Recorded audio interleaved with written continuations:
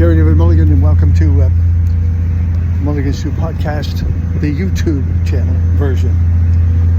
We're on the ferry from Mill Bay to Brentwood to Quickie.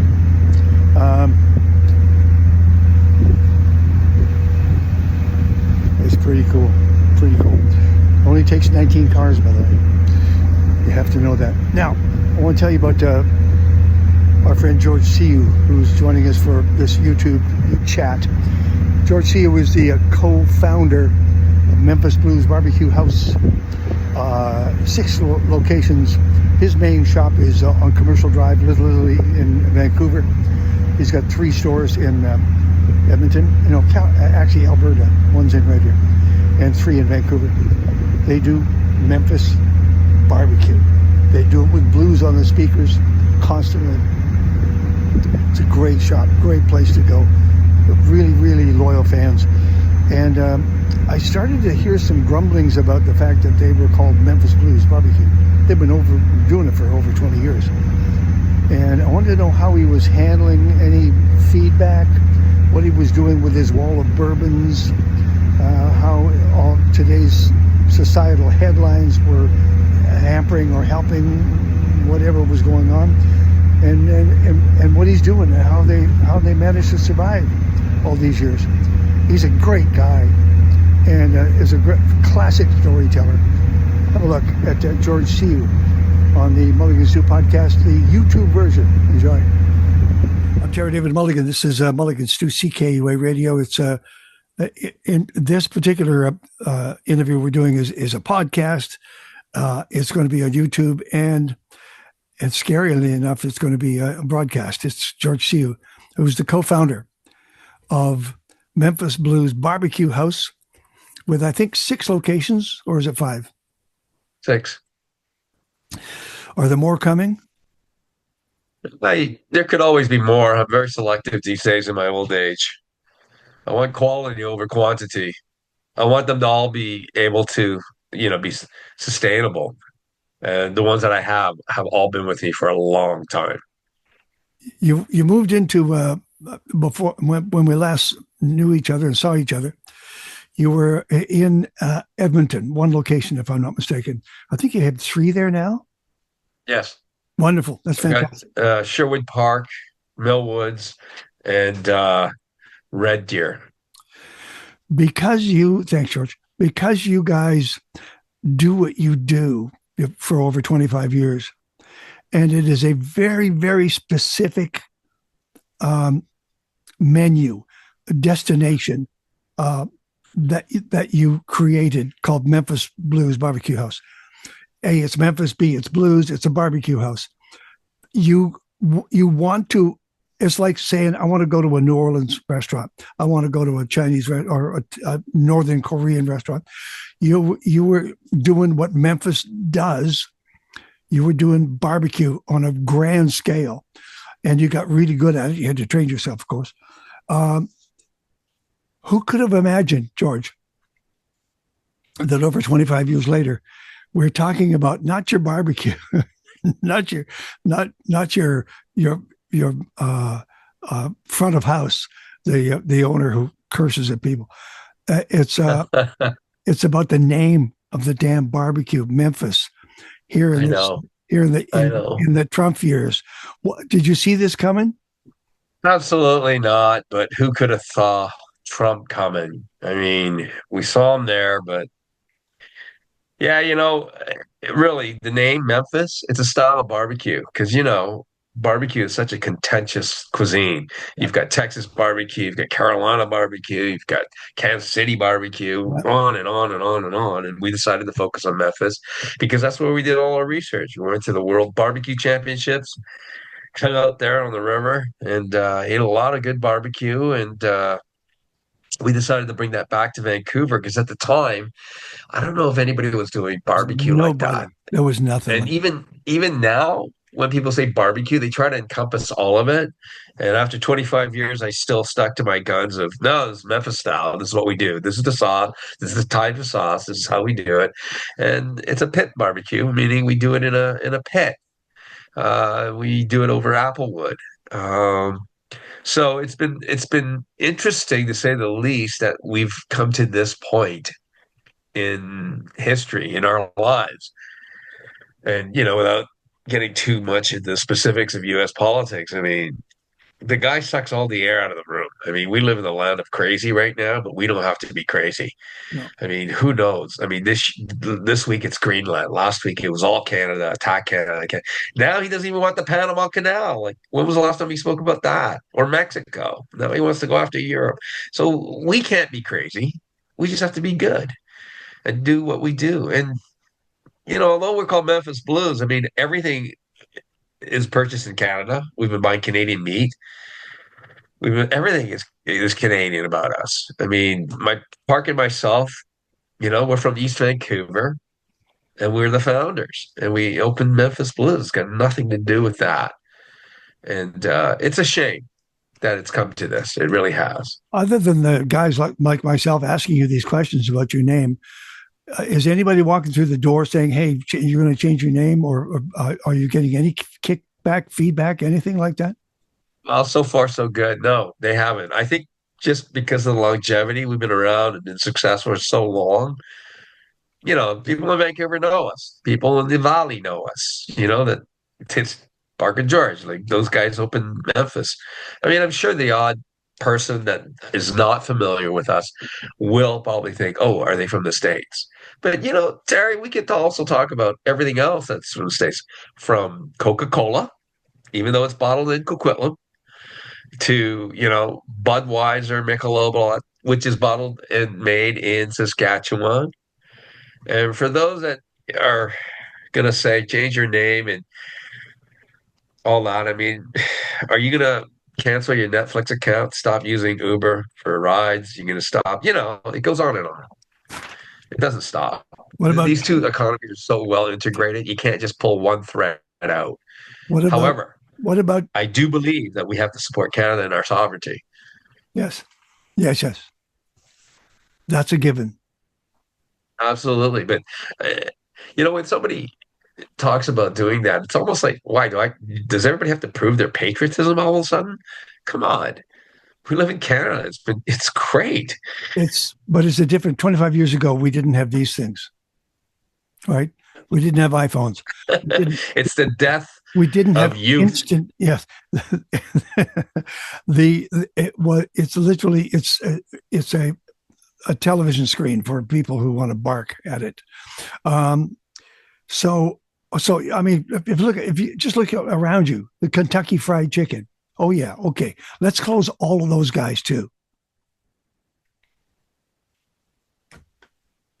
Like, there's a lot of Americans doing business up here, American companies. But Terry, they're also run by Canadians. So when you boycott them, you Yeah, realize you're boycotting it could be your neighbor, a friend who could lose their job, you know?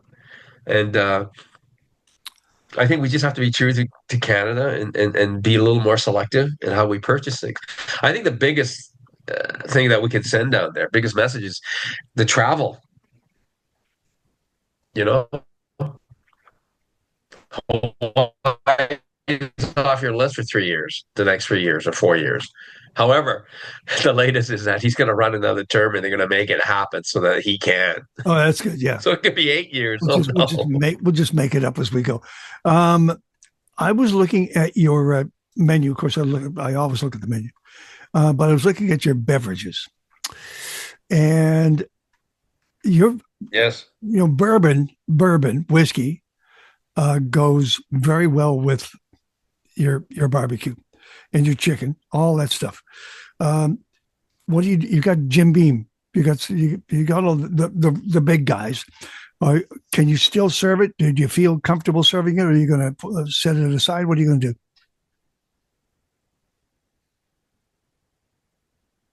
Well, bourbon is a great digestive for a big meal. Any whiskey or any digestive brandy, you name it. And of course, we went with bourbon because, well, it's a Memphis Blues BBQ. It's a Southern barbecue group. And yeah, I am serving it. And I will say that it's taken me years to build that wall. I It's mean, we great. have over 100 bourbons. And you know what? Once they're gone, I'm not going to replace it. I'm starting to pick up more Canadian products, Canadian whiskeys. We make some outstanding whiskeys as well. But like this past weekend, there are people that are still going to come and just order a bourbon. I mean, nobody wants to make a political statement because they're ordering bourbon, Actually, right? I mean, you know what, George? People are coming to you to forget what's going on outside that building. They're coming to you to let loose and forget about all this crap and just enjoy themselves. exactly. And I will tell you, the bourbon distillers don't want this. They're hurting. You know They that. don't want this trade war. Canada's probably one of their biggest customers, if not the biggest customer. So, but Uh, going back to what you're saying, I'm also expanding my rum list, and I've had some amazing rums that I picked up that we're starting to pour. Uh, but again, Canadian whiskey, there's so many. You know what's a bargain? And people always overlook it because we've always had it. Canadian Club, white label. yep. The green label's rye, but the white label, it's Yep. fabulous. It's what is it, $25? It's You a have, good bottle of whiskey, man. you've You got can an, you can blend it, you hey, can drink it George, straight, you've got, sorry for cutting you off, but I just want to remember, you've got a Memphis Blues Proprietors Blend Reserve, Handsome Boy. What is it? Bourbon Cask Strength. Where's that coming from? I've got I've been making it for the last 4 years. I've got Handsome Boy, I've got Solera, which is finished in the Solera cask. The Handsome Boy is finished in the Diplomatical rum cask. Maguapito, which is finished in a tequila cask. And last year I did it, the reserve, I did it in a Foch cask. And the people that are distilling it just won 11 medals at the World Whiskey Championships, Okanagan Yeah, Spirits. saw that. Yeah, they Tyler Dick and his crew do a phenomenal job. And I have a new one coming out, set to be released in June, and it is done in a Remy XO barrel. You want to push It's those. all really tasty stuff. You They want do to such an unbelievable job. you want to push that story forward. And hey, there you go. Yeah. You know, Here we go. We're pouring Canadian. We're partnered up with, a world-class whiskey maker right in our backyard. How All about right. how I about mean, hey George? How about Canadian beer? all the beers I have on tap are local craft brewers. Right. Great. So we have Powell, we have Slowhand, we have Russell, we have Parallel 49. Excuse me. I mean, we've never ever poured an American beer. And then, of course, our bottled beer, as you know, is Czech VAR Yeah, that's right. That's from right. the Czech Republic. Even though everybody says, "Oh, that's Budweiser." Well, no, it's the original Budweiser. It's from the Czech Republic. It's called Czech VAR. So I see on your wine list, by the we've way. always been Canadian. I see on the wine list Haywire, of course, Okanagan Crush Pad, with Narrative Red, Yeah. Narrative Cab Franc, and their Chardonnay. Well done. Well, as you know, we change our list all the time Yeah. because, if something tastes great, walks through the door, we're pouring it. And it's always a spec wine. So currently we have the Bacalo Rosso from Tuscany. Fantastic Yeah. bottle. And our wine and beer and, well, all our liquor prices are stupidly, I don't want to say the word affordable. Let's Affordable. just say, That's okay, exactly the because word. I want you to experience it and drink it, right? And everything you can open up and it's by the glass. So we even got a cava on there, a Juan Sierra, the gold label, the gold bottle. It's very uh, rap gangster style of bottle, but it's a fabulous little cava. Okay. We've got And the Quinta de Raza Rosé, fabulous little bottle from Spain, right? As you yeah, know, yeah. tasty, tasty stuff. And when you come in, as you know, I just want you to have a great experience. Everything's very, very affordable. And the thing with barbecue too is in this time of uncertainty and divisiveness, barbecue is meant to bring people together. That's why the hottest sellers we have are all those platters. People sit down Yeah. and they have barbecue, they have some beer or a glass of wine, That's true. It's, and everybody's happy, and you know? the room, the speakers are playing blues, playing the blues. Yes. Sometimes a little too loud. We get a little too excited, Okay, you yeah. know? And By the way, the Four Nations was just on. by the way, this I'm this carrying that. Yep, that's right. You're doing Lone Tree, but I would ask you to look outside the box and start to look at British Columbia cider. We are making incredible ciders here on Vancouver Island, and all of the Gulf Islands have their own. Yes, we are. I'm just saying there's some good stuff out there. But you taught me something. You and Park were both raving about the combination of a Austrian or German Riesling, I think it was, and your German Riesling. And your smoke. German Riesling. Yes. And you raved about it. And barbecue. And you know what? When people think about Riesling, and as soon as you say the word sweet, I hate using that word when you're describing wine. You know, the Riesling is off dry. Yes, there's some sweetness when you first hit it, but then it's like acid, right? And the best part about that, it doesn't fill you up, and it's only 7% alcohol, right? We were carrying the Selbach Riesling for the longest time, the That's the fish one. label. It's more like an entry level. Yeah, I mean, I don't think we're going to be able to pour a Spätlese or a cabinet of any kind because just the cost alone. However, they're delicious, delicious wines. And I've always thought, that sweet, a little bit off dry, and the saltiness and smokiness of the pork, it works so well. I mean, I think the Germans know a few things about smoked meats, right? I mean, Kessler, they've been making smoked meat for a long time and drinking Riesling and fabulous beers, you know. I mean, let me ask you this.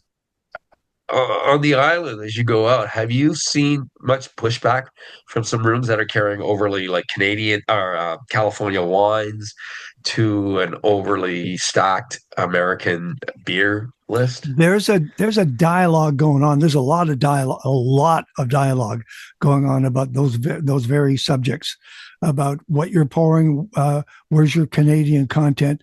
If by the way, if you're pouring no Canadian content, then you're going to get pushback. Absolutely, you make room for them. What kills me is my government liquor store here in Mill Bay.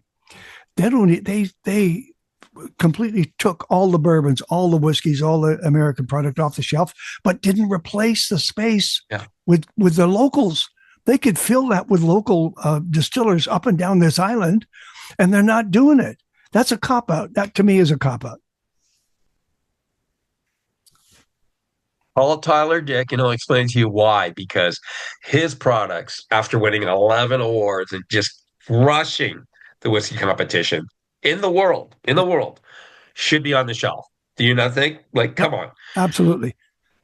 But I think it might come down to subsidies for, I don't know, I could be misspeaking here, but subsidies for grapes as opposed to distillers. Yeah. I think we should be on the shelves. And you know what? They pulled the whiskey and the bourbon. I know, yes, they're going to sit on that inventory, or they're allowing licensees like myself and every other restaurant bar to continue to buy it and sell it because they're going to have to get that money back. So we need to do the same thing. Like my wall, I'm not replacing it with more bourbon as I sell out, which is a shame because there's some rare stuff there that I'm not going to be able to replace. And I don't care at this point. I'll just replace it with something else. The world of whiskey, Terry, is huge. Japanese whiskey, fabulous. Irish whiskey, unbelievable. Scotch, of course, right? India's making some good whiskey right now. I mean, that world just expanded and tenfold. Although the love affair with Canadians and bourbon goes back a long ways, and we do consume a lot of bourbon. Talking to the guys at the liquor board, they said, when it comes to whiskeys, what's the biggest category? And he says bourbon, flat out, hands down. Yeah, it's got a heart and soul. It really does, and they know how to manage their market. So we should change that. Yeah. I end up every January Absolutely. at the Victoria Whiskey, or at the uh, Canadian Whiskey Awards with Davin DeKirkemo in Victoria, and we've had our first local whiskey win Whiskey of the Year. We make some great stuff. There's some great, talented distillers around, and we're growing our own wheat, barley, and rye and corn. Come on. Park should be here because he would get into a fist fight. He'd be leaning on people. He'd be leaning on somebody saying, "Don't mess with it," because he's the size of a linebacker, for Pete's sake. I hope he's happy wherever he is. That's all.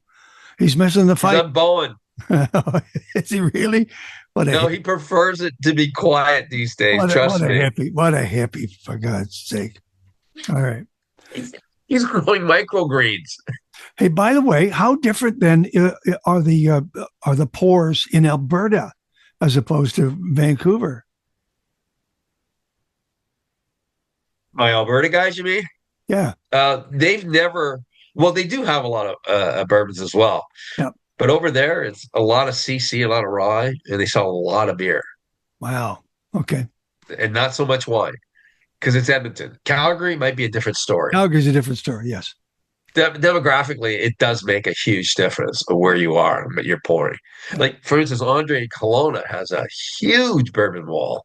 And he says, "No, I'm going to keep selling it until I don't have any left."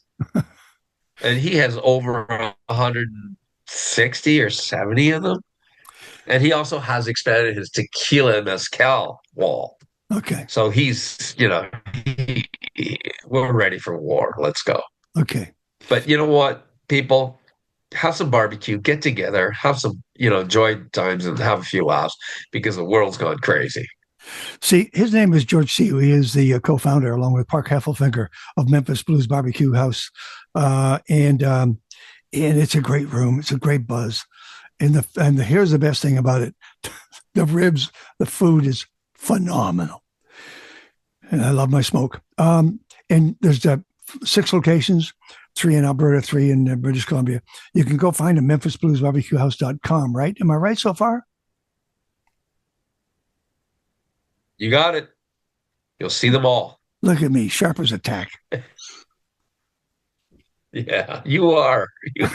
You're killing it. I will come see you when I get a chance. Are you still? Where do I find you? I could always find you one commercial. I'm always at the Drive.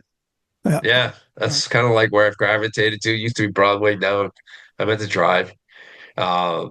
Usually on a Friday.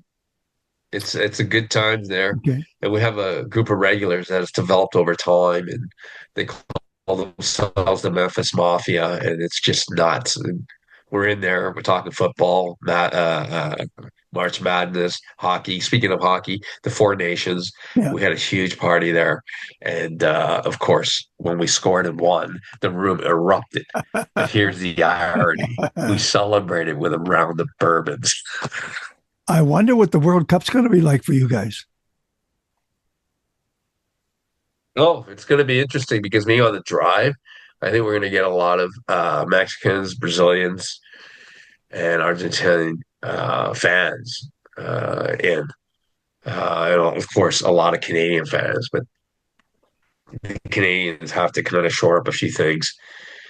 And hopefully Bayern Munich will allow Alphonso Davies to play because it's become a travesty how he got hurt. Well, he's hurt, and now they're not happy. There's a big story there. I know. No kidding. Don't mess with the kid. Don't mess with him. I mean, he's a ton to handle coming down the field, and they'll take hard runs at him. But anyway, maybe he has a chance to get himself right again because he wants to play. You know that. Oh, of course, but I don't know if Bayern Munich will want him to play. Yeah, because he's a huge piece of their team. No kidding, right? Yeah, and they pay him a lot of money. All right, here's what I'm going to get hurt. Here's what I'm going to promise to do. When I come and see you, I'm going to bring with me all the new whiskeys from Best Coast Distilling in Saanich, and they've just done Canada's first rum. Excellent. Bring their rum too. And they're making mezcal. I'm starting to get into it. I'm trying to self-teach myself to be a rumologist, as they call. It's a lot of tasting, Yeah, trust me, a lot of research, a lot and of a lot research. of reading, but Yes. it's all good fun. Thank you, George. Thank you. Give them the website again, please. MemphisBluesBBQ.com. And don't forget, we do a lot of corporate caterings. Oh, nice. That's nice. Yeah. So, especially construction sites, offices, you name it. We're there. You're going to run for political office? Why don't you just run for office and take care of things? It's a dirty game, and I don't want to play. I don't have the patience for it. You know what I mean? I would just get mad and just, yeah, it wouldn't be good. It wouldn't Oh, be no, good.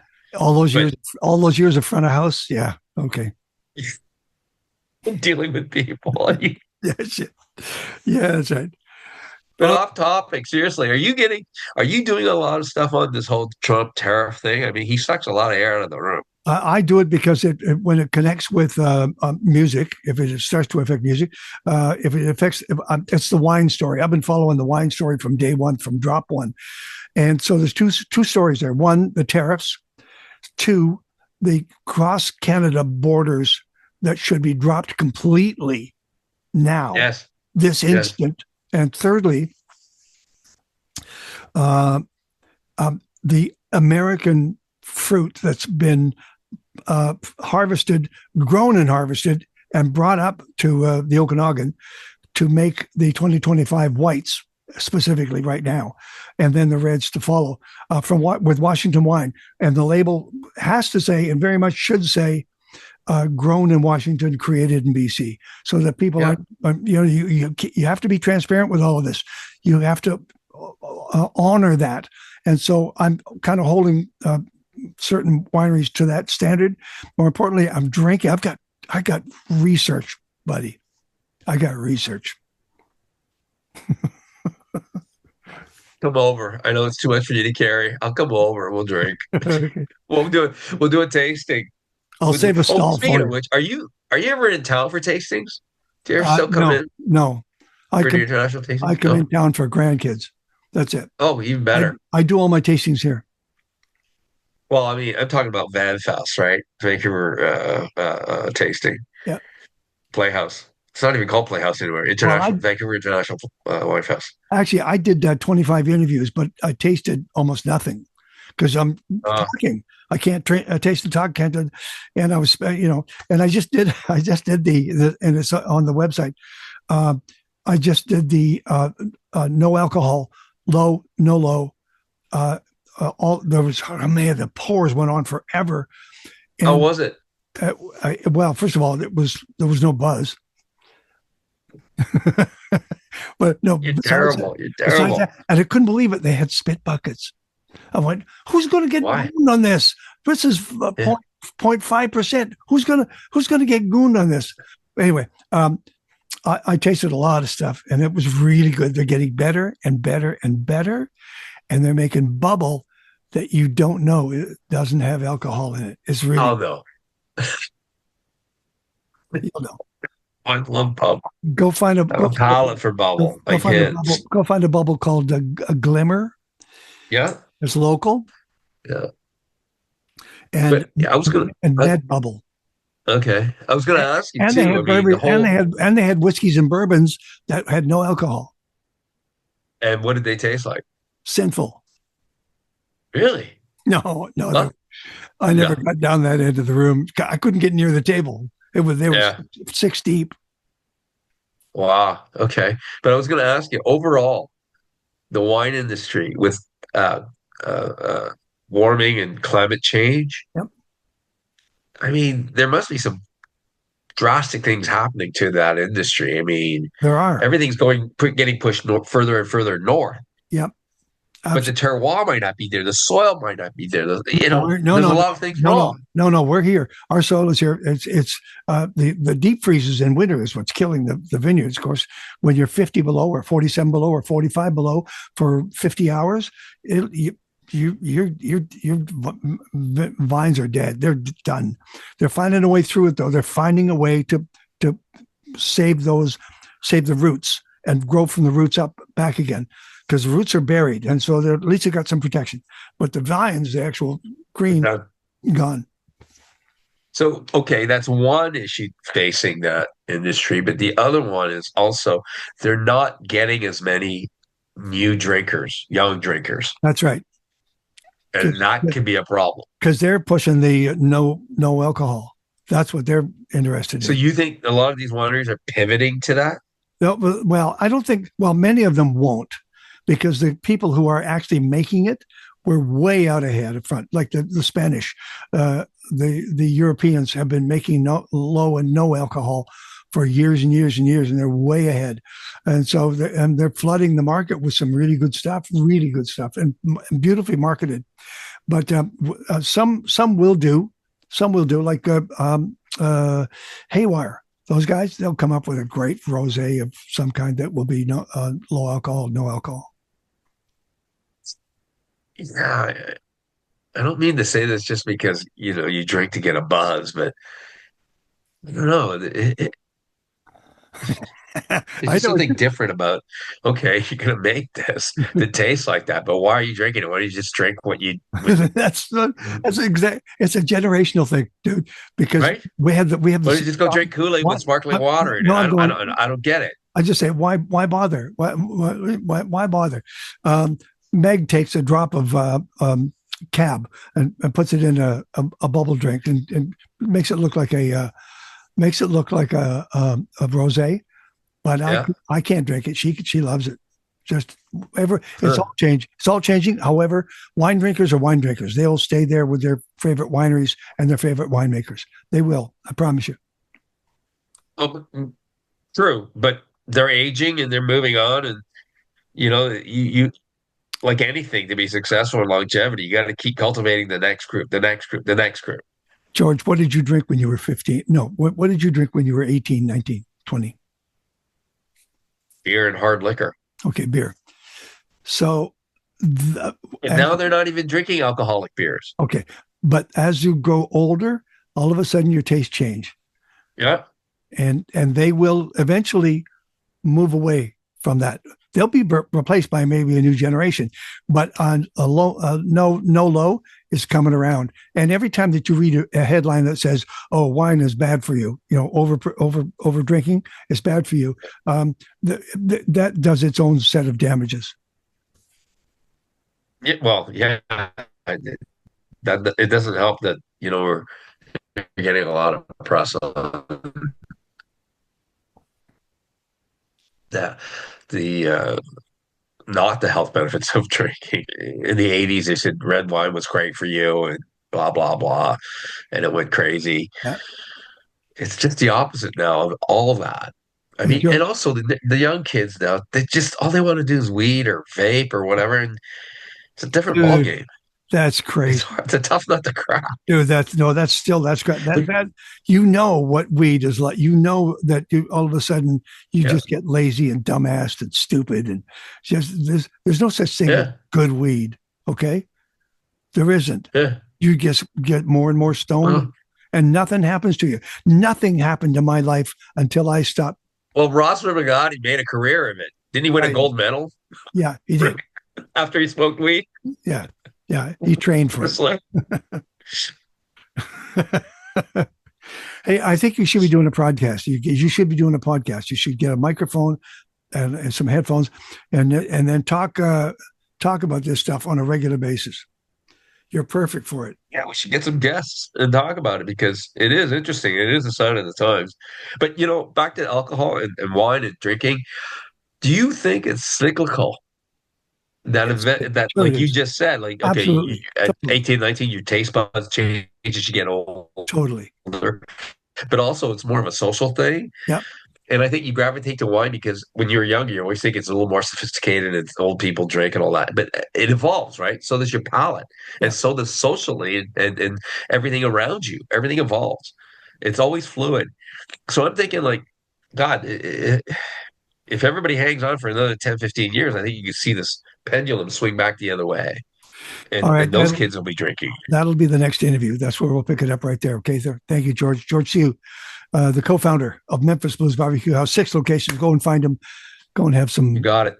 Go and have some Canadian bourbon on me. Thank you, Terry. Thank you, Always George. great to see you. Thank you, buddy. Thank you. I'll see you. I'll be walking Bye. in. Bye.